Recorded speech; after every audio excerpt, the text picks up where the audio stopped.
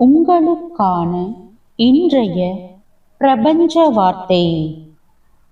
உள் ஒளி, வெளி உலகில் ஆழ்மனம், கடவுளின் மொழி. நீங்கள் உங்களுக்குள் ஒளி கொண்டிருக்கிறீர்கள். ஆனால் அது வெளியில் பரவவில்லை என்றால் அந்த ஒளியின் அர்த்தமில்லை.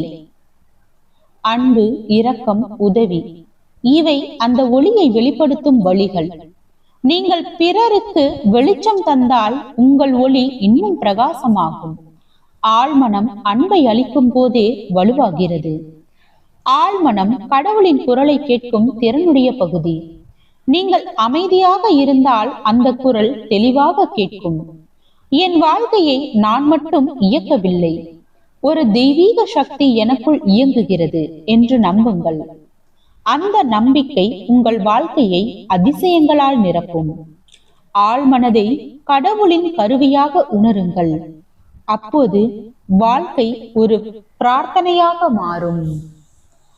வாழ்க வளமுடன்.